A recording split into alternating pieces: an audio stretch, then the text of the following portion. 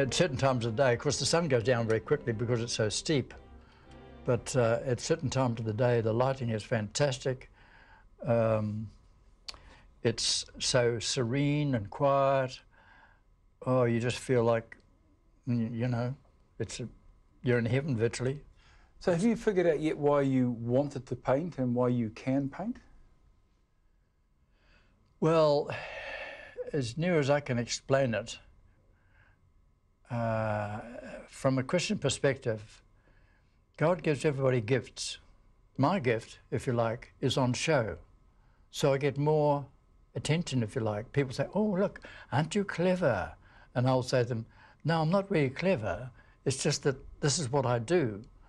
And this is my gifting. So I'm very privileged to have a gift that people appreciate and look at it and say, wow.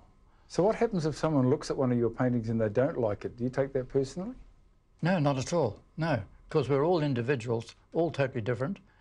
If you took a DNA, we'd all be totally different. And God tells us that every hair on our head is numbered, and their fingerprints are all different. So we are very much an individual creation. And we are made, I believe, for a purpose. And that purpose is built into our DNA, if you like, which brings me to a point which I've got to bring up. And that is that in 2010, in the daily reading book from Rima, there was a reading there, and it said at the heading, "Find Your Place." And I thought, wow. And then I read it through, and I've made copies of it ever since, and I've used it and used it and used it.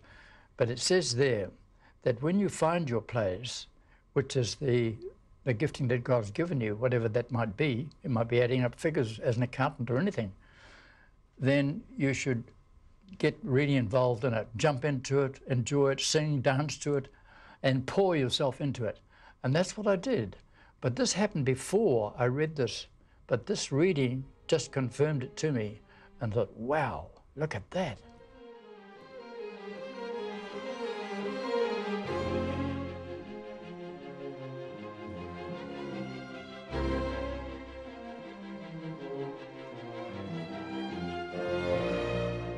So how do you know what you're going to do next on this painting here? Well, the painting will tell me what to do, in as much that I see things and I think, oh yes, now if that's happening, that will be reflections from that dark there, that'll come down there on this angle like that.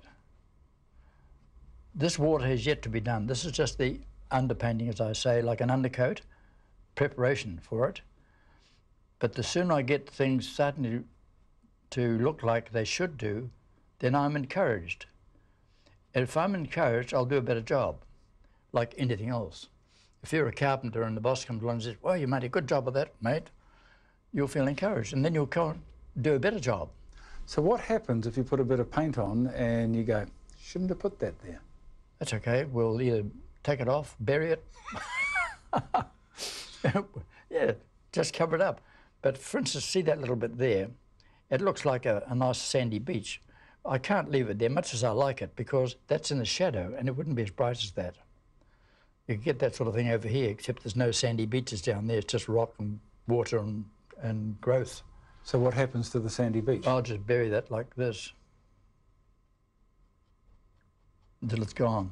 Now it's got a whole lot of mussels on it. Yes. You can go gather them. Good for all the mussels.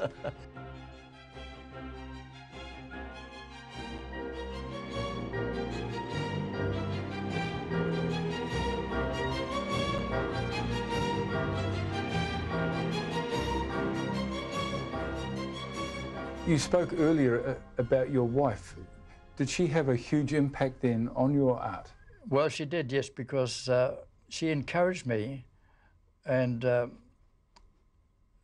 think Jan was a very deep person. I wouldn't say very spiritual, that's the wrong thing to say in a sense. She was a Christian, and but she saw through all my weaknesses and failures and encouraged the best part of me. Well, what more could you want? You're talking about Jan in the past tense? Yeah, the past tense, yeah. Jan died about 16, 17 months ago, January last year, And I've been looking after her for 14, 15 years, full-time caregiver, and so all my work had to go on the back burner, as it were, while that was going on. But when she finally died, of course, I was devastated. As you can imagine, after we had 62 years of virtually bliss, well, that's pretty good.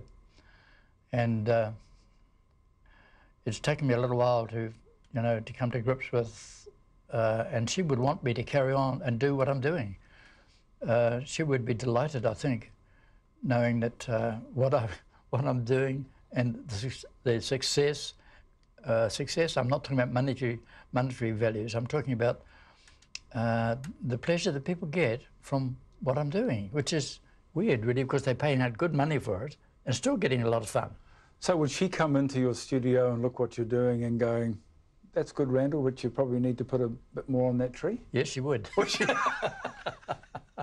Oh, yes. She wasn't holding back when she'd say, oh, I don't like that. And then I'd say to her, well, that's okay, dear, but you won't be buying it, will you?